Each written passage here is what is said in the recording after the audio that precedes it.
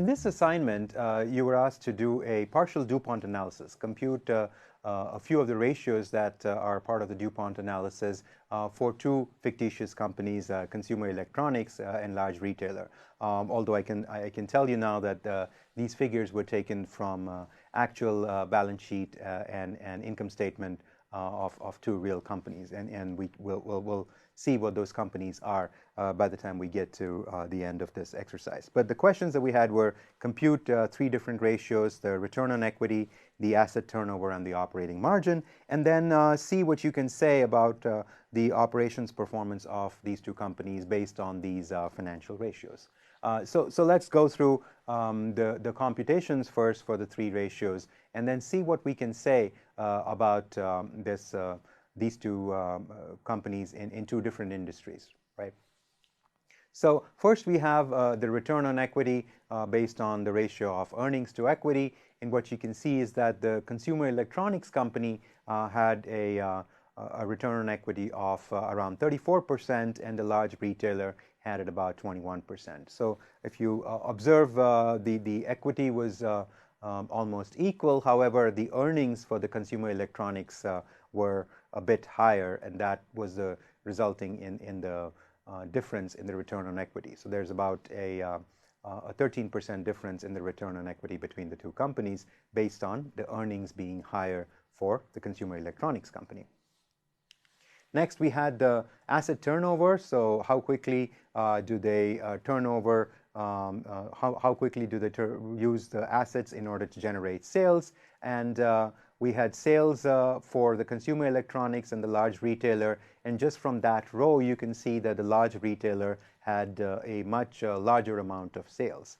The asset base that was used by the consumer electronics company was large in comparison to its sales. The large retailer had a larger asset base, but had quite substantially larger amount of sales as well. So the asset turnover turned out to be very much higher for the large retailer.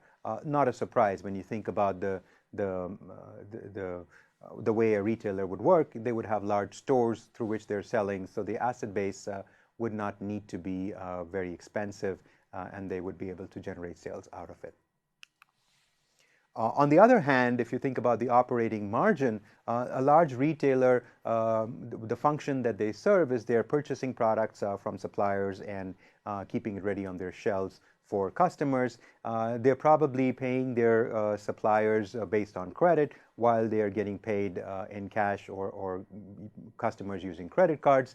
And so they can't really expect a huge margin on their products. And that's what plays out here. The operating margin for the large retailer is 3.5% versus about 24% for the consumer electronics company. So substantially larger for the consumer electronics company. Now let's put these three ratios that we just calculated together and see what implications we can find from this. So the return on equity was higher for the consumer electronics company, and we attributed that to higher operating margin as well. They had higher earnings, which plays out in the last row of 24% operating margin. The asset turnover, on the other hand, was very high for the large retailer.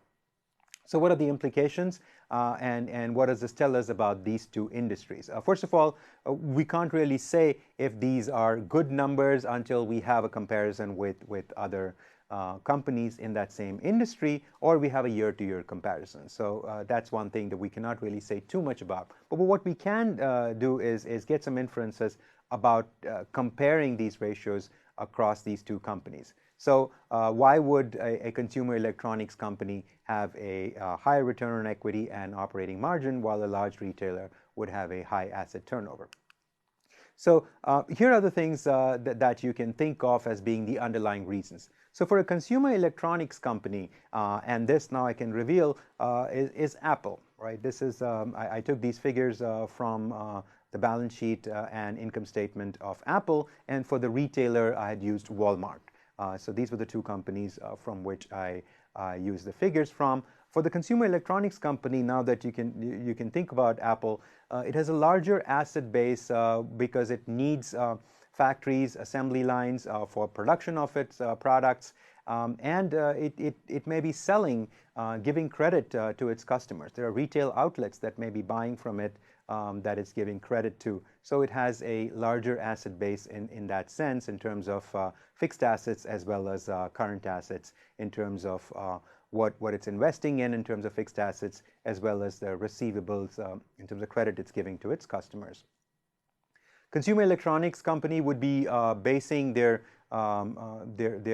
competence would be differentiation of their products, so they would be commanding a higher margin, right? So whatever their cost of production is, they would be commanding a higher margin, and that would result in a higher operating margin as well as higher return on equity. And the price premium would give them the same in terms of higher operating margin as well as higher return on equity. For the retailer, their fixed asset base is not much. They own the stores a lot of times, and if you think about a company like Walmart, they don't even own the inventory that's in those stores, because it's P&G that's storing the inventory there, and based on different supply chain programs that they have or different contracts that they might have with different companies, they might not own. They may own some of the inventory in their stores, but they might not own all of their inventory in their stores. So their asset base in that sense would be smaller. Their receivables would be less, so they would have in terms of what is payable to them from customers. Customers are usually paying cash or credit card, and they're getting their money quickly. And they have fast-moving inventories. So if you think of Walmart, they're especially good at this. They move their inventories pretty quickly. But as a retailer, if you want to get better, that's what you would be doing, is you would be focusing on moving their inventories through the system very quickly, because that's where you make the money. You don't have too much of a margin, operating margin, so you make money by moving your inventories quickly. So what you'll find is that the inventory turnover ratio is going to be very high for a retailer. And if you think about Apple computers, Apple as a company is also very good at moving its inventory, but even then it falls short of when you compare it to a Walmart. What this also would tell you is that if you want to compare against the best in other industries, you could think of these two companies as being benchmarks. Walmart for how good your inventory turnover ratio can be. So if that's something you want to emulate, it gives you a benchmark number. And for consumer electronics, the kind of margins that Apple has, if that's a benchmark that you go after, you could be having much larger return on investment.